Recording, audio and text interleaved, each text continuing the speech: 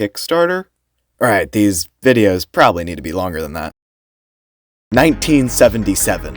What the fuck? Where did we go? What even is a video game at this point? This looks like something the military would use to weed out the men from the boys. Yeah, video games were kind of the Wild West here. If you knew a 1 well enough from a 0 and could convince enough of your rich friends that your new piece of shit was the next Space Wars, then there you go. That's the birth of indie games. You know what? Let's just skip to a fun year. Nintendo's a bitch. Mario's a fucking baby game. Sonic's too hard. Like, how do you get past this one fucking god?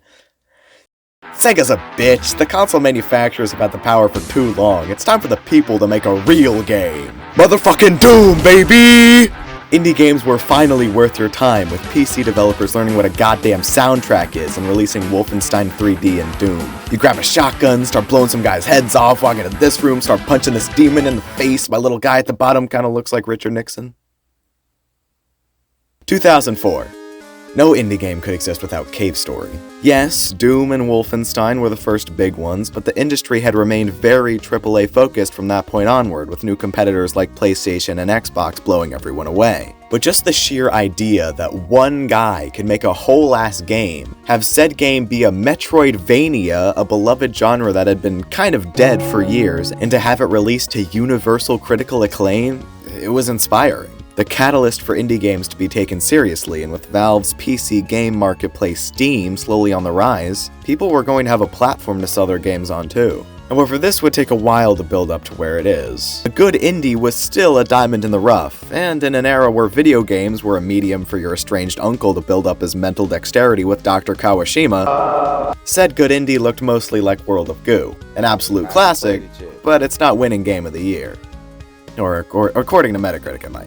However, this did mean another change in the indie landscape. Console developers were actually putting these indies that were starting to gain traction during this time, like Super Meat Boy and Castle Crashers, onto their consoles. I know, big companies giving a shit, but I suppose even Nintendo will bend some of its rules if it means having World of Goo on the Wii. But starting with about Shovel Knight in 2014 and continuing until now, I feel like we're in the you have a lot of options phase, otherwise known as the crowdsourcing phase, where indie games are treated as actual games, and with resources like Kickstarter can be given the opportunity to reach their full potential when they otherwise physically couldn't have. Sometimes games get given a little too much opportunity and support, and when they kind of end up sucking, they leave a permanent ink stain on crowdfunding on their way out the door of history. But a lot of the time they can lead to the greatest games of the past few years. Do you really think games like Undertale or Hollow Knight or RimWorld or Night in the Woods or Amori or A Hat in Time or Risk of Rain or any of your other favorite games could have gotten to where they are, hell, even released without crowdsourcing?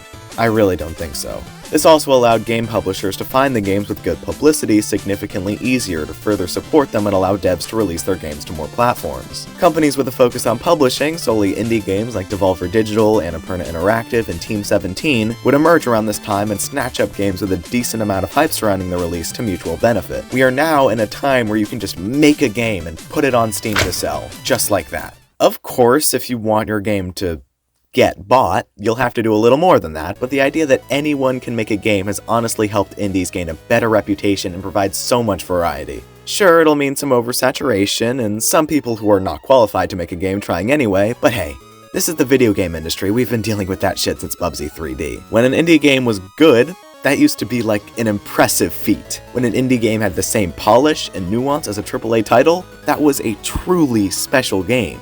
Now, it feels like indie games are kind of carrying the industry at this point and supplying it with most of the worthwhile experiences out there. Most big-name titles from PlayStation or Xbox, whether they're fun or not, feel like the exact same game you played last week, and every single option available to you when you browse the Steam page has to be sorted into nice, discernible categories so you don't accidentally find anything too unique. Indie games are the only games I find consistently have me in a state of what the fuck is happening, or genuinely laughing because of a well-placed bid. Not to mention, you can actually buy indies on a standard paycheck without selling a lung to the first person who accepts your Facebook Marketplace ad. The fact that these masterpieces of game design will consistently go on sale for 75 to 80% off while already being priced at a third of the cost of Redfall boggles my mind. Not that all games with a giant development staff and a massive pool of Phil Spencer's blood money to use in expenditure are exactly alike, I just can't promise that my eyes won't roll to the back of my head the next time I see Tom Clancy's name. I mean, yeah, saying that indie games are better now is a pretty general statement that should be taken with a healthy dose of salt. For every Stardew, there's still about 50,000 hentai furry porn Candy Crush Hitler simulators, but what I mean is that you can Google good indie games and actually find them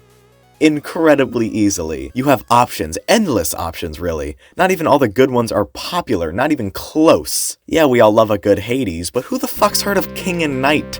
A retro action platformer based on ghosts and goblins with a difficulty floor so high I can't in good conscience recommend it to you without issuing a terms and conditions that you won't try to assassinate me after playing it. But it still had immense love and passion put into it, and with a dev team of one person working on his first ever video game, was able to add in 4-player online congruous multiplayer, which is still incredible to me. A quick YouTube search will unearth dozens of really interesting titles that people adore that have been downloaded less than a few thousand times. In this new age of scroll around in the Nintendo eShop for long enough and you can find a game called Milk Inside a Bag of Milk Inside a Bag of Milk, and that game will still be an incredibly well written and inventive experience, there's no harm in trying stuff anymore. Go out there and buy the weird shit for $3 because chances are a glance at the Steam reviews will find people that cherish this game and just want a larger community around it. Not every game gets the same opportunity as Minecraft. Yes, of course indie games are better now. They've gotten to learn off of the mistakes and successes of their inspirations, and all they need now is for you to play them. Just before you click buy on like 300 more CS loot boxes, go out there, do some digging, and create an incredible catalog of indies for yourself. There's some wild shit out there.